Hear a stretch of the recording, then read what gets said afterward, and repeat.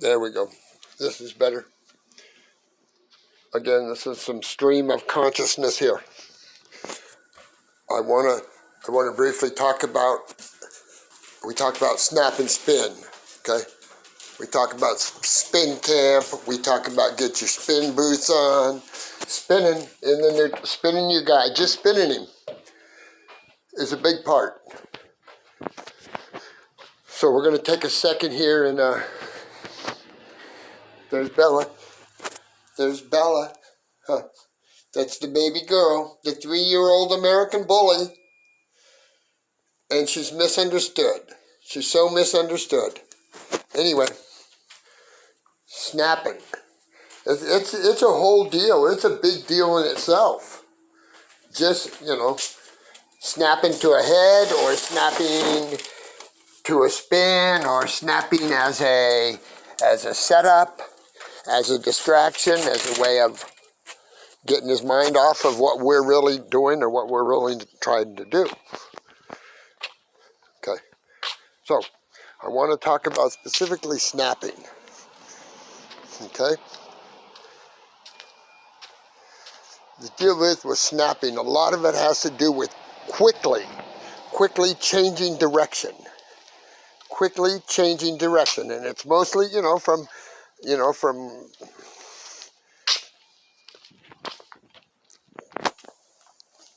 so snapping and spinning. Yes, it works better when he's pushing on us. Okay, and I'm gonna try to have a partner here in the next few days, and I'll be able to specifically go over and show you what I'm talking about. Okay, so when we spin, when we snap and spin, we do it as hard as we can with all of our might, all of our energy, all of our momentum, all of our strength, and all of our athletic ability. Because I'm asking you to, like I said, put on your spin boots and let the gymnast come out of you. Because it's kind of what I'm asking you to do in snap and spin. Okay? All right. Remember, it works better if he's pushing on us, and the quicker and the more violent the snap, the better off things are going to be for us. Okay? If we get a good snap on somebody, we should be able to easily snap and spin them. Spin them, which I just mean jumping on their back or thereabouts, or jumping and doing a straight, even without somebody there. Just jump up and spin behind.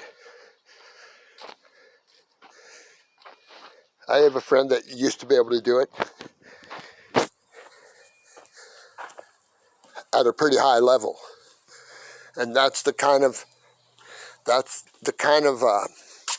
a physical action it is, and it does take time.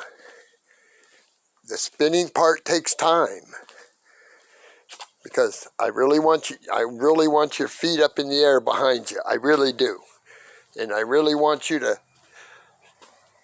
attempt just to do a gymnastics move, a spinning gymnastics move for 2 points, to gather, getting behind him in 2 points. And it's, like I said before, we're only going to ask you to do a couple things. Either tackle them or spin behind them. One of them's a power thing, and one of them is, straight up finesse. So, there you are. You might tell a young wrestler, if you got a chance, tackle him. If you have a chance to spin behind him, do it. There's your offense right there. Okay? I want to show you the grips are important. Coach used to talk about Holsten grips. I'd like to show you what I'm talking about when it comes to snapping. For one thing, we don't, until we get good at it, we can't lay our hands on them and then start our snap. What I like to do is put my hands a full hand width and a little bit of a wrist behind them, kind of. Or rest my forearms on their clavicle. Okay? So I'm able to build momentum by pulling my hands to me, which is the snap motion. Pulling my hands to me, I have a little bit of room behind the guy. I have a little bit of room to create. I have some room to get momentum going to where that when the snap comes, it's a good hard one. See, that's what I'm saying. We gotta do a number of things with our snap and spin. With our snap, not only are we snapping him out of position, way out of position, the same snap that I did to do that, I'm using to get myself ready and then to propel myself around. So it's not enough just to get a good snap and the guy goes, towards his forearms and his forehead. I have to be ready to spin. I mean, literally right from my feet. Let go of him. See, in a true snap and spin, I let go 7/8 of the way down. I let go of him. Because I'm starting my spin. That's when I'm starting my spin. I don't wait for him to go all the way to his forearms and his forehead. I don't wait for that. He's going there. Gravity has taken over. So he's going there. No need for me to hold on to him all the way down to the mat. I let him go. Once I've given him the best snap, hardest, quickest, most violent snap I can, I let go of him.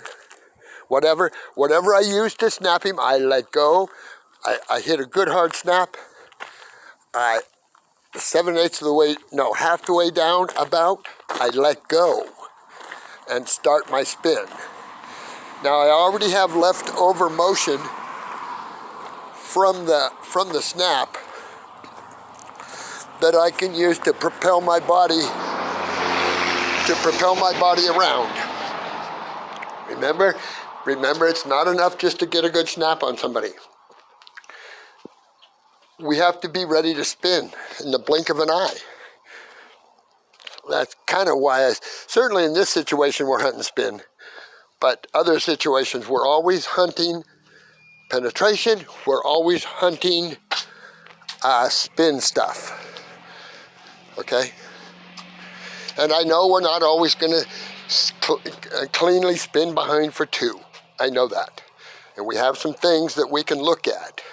But if you do what I tell you to do, how I tell you to do it, you're gonna score on a lot of people, a lot of good people.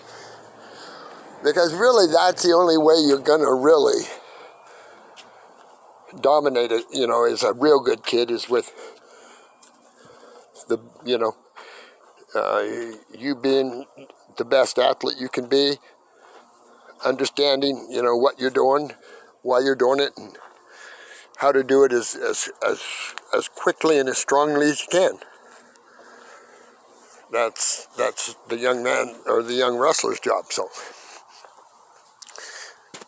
okay, we start our hands a little bit back. Just say I'm on one under and then one on the neck or something, or one over and one on the neck. Either way, it's best if our hands start a little bit behind again. And then when I go to do the snap motion, it's a process of basically, my hands are curled up like I'm carrying a log, like that, like I'm carrying a log.